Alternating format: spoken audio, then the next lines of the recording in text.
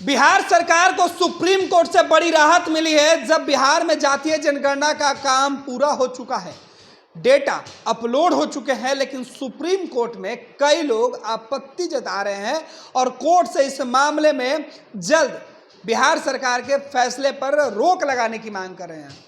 लेकिन इस बार supreme court ने हाई कोर्ट के फैसले आ जाने के बाद यह साफ कर दिया कि फिलहाल पूरे मामले को सुने बगैर कोई फैसला नहीं होगा। दरअसल हम चर्चा कर रहे हैं कि बिहार में जातिगत गणना का काम सरकार के द्वारा कराई जा रही है, जिस गणना की शुरुआत बिहार विधानसभा में विपक्ष और सत्ता दल एक साथ मिलकर फैसला लिए थे। तेजस्वी यादव ने दबाव डाला था, राजद ने दबाव डाला था नीतीश कुमार के ऊपर, और नीतीश उस वक्त एनडीए के हिस्सा हुआ करते थे। तेजस्वी यादव के कहने पर नीतीश दिल्ली तक गए, प्रधानमंत्री से मिले, लेकिन केंद्र सरकार ने सीधे तौर पे कहा कि वो जातिगत गणना कराने के पक्ष में नहीं है। फिर राज्य सरकार ने अपने बूते, अपने बदौलत जातिगत जनगणना की बात कही, लेकिन जब सवाल उठने लगा तो जातिगत जनगणना को जातीय गणना में बदल दिया गया। जब इसकी शुरुआत हुई तो मामला हाईकोर्ट पहुंचा। कई लोगों ने शिकायत दर्ज कराई। लोगों ने कहा कि अगर सरकार किसी व्यक्ति की जाति और अन्य जो सूचनाएं हैं, व्यक्तिगत सूचनाएं अगर वो पूछेगी तो उनकी निजता का हनन होगा। लिहाजा मामला हाईकोर्ट पहुंचा और कोर्ट ने पहली सुनवाई के साथ इस पूरे मामले पर रोक लगा दी। हालांकि इस बीच राज्य सरकार के फैसले के बाद उनके अधिकारी 80% तक काम कर चुके थे गणना का। 20% कार्य जो बाकी थे वो हाईकोर्ट से जो रोक लगी थी उसके हटने के साथ ही शुरू हो गया, और अब राज्य सरकार का दावा है कि वो गणना का काम कर चुकी है और उसे कंप्यूटर में फिट किया जा चुका है, बस पब्लिश नहीं हुआ है। इस बीच मामला सुप्रीम कोर्ट वापस पहुंचा, क्योंकि पहले सुप्रीम कोर्ट मामला गया था तो सुप्रीम कोर्ट ने हाई कोर्ट का हवाला दे दिया। जब हाई कोर्ट का फैसला है तो इस फैसले के खिलाफ सुप्रीम कोर्ट लोग गए और इन्होंने कहा कि अगर इस तरीके के फैसले होते हैं तो इससे बिहार में जो जाति के लोग रहते हैं उनकी गणना सार्वजनिक हो जाएगी। इसका विरोध लोगों ने किया था कि इससे निजता का हनन होगा, प्राइवेसी खत्म हो जाएगी।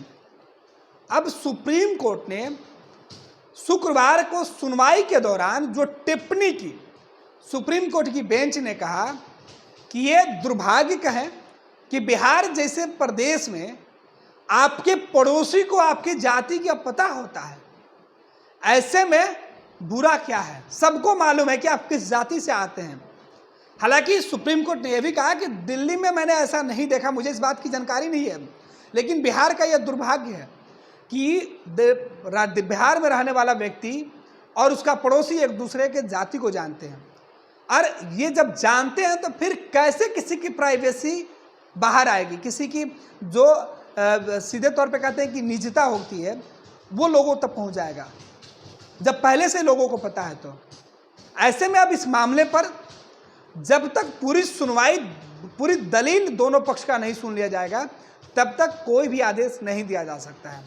हालांकि उसके पहले बिहार सरकार सुप्रीम कोर्ट पहुंची थी और एक पिटीशन दिया गया था कि सुप्रीम कोर्ट जातिगत गणना के मामले में कोई फैसला ले, और कोई पिटीशन आपके यहाँ आता है तो उस पर सुनवाई और फैसला लेने से पहले राज्य सरकार की बातें जरूर सुन लें, पक्ष जरूर जानें।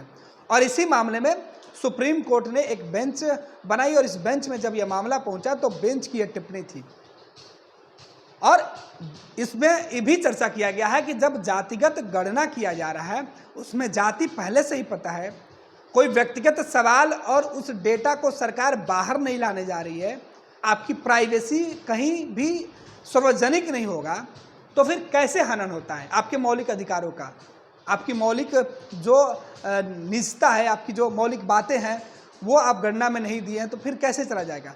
तो ये तमाम तथ्य सुप्रीम कोर्ट में रखेगा, और कोर्ट की टिप्पणी के बाद नीतीश कुमार और बिहार सरकार को राहत मिली है कि फिलहाल जातिगत गणना के काम पे नीतीश और तेजस्वी यादव की जो मुहिम थी, जो उम्मीदें थी कि बिहार में लोकसभा और विधानसभा चुनाव के पहले जातियों का आकलन करके उनके विकास के लिए, उस जाति और उस समाज के लिए सरकार अलग अलग योजनाओं में काम करना चाहती है, और इसका फ़ायदा उनको मिलने जा रहा है। क्योंकि फिलहाल सुप्रीम कोर्ट ने इस पूरे मामले पर रोक लगाने से या सुनवाई में त्वरित एक्शन लेने से इनकार कर दिया है।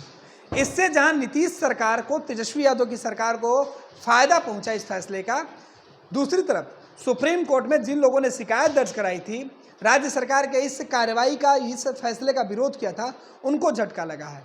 फिलहाल सुप्रीम कोर्ट में अगली तारीख तय कर दी गई है पूरे मामले की सुनवाई के लिए, लेकिन इस बीच राज्य सरकार ने अपनी जो जातिगत गणना वाली महत्वपूर्ण योजना थी, जो काम था राज्य सरकार का, उसने पूरा कर लिया और किसी भी समय सरकार चाहे तो उस डेटा को पब्लिश कर सकती है, पब्लिक डोमेन में रख सकती है। लेकिन सुप्रीम कोर्ट में मामला चल रहा है, लिहाजा राज्य सरकार भी फूक फूक कर कदम रख रही है और अब जो याचिकाकर्ता हैं उनको जवाब देना है कि आखिर किस तरीके से इस पूरे मामले में किसी व्यक्ति के निजी स्वतंत्रता है, निजी बातें पब्लिक डोमेन में आ रही है। कोर्ट ने सीधे तौर पे कहा कि अब आपको बताना होगा जब कि कैसे आपकी प्राइवेसी बाहर आएगी, ऐसे में जब आपके पड़ोसी को आपकी जाति के बारे में पता होता है।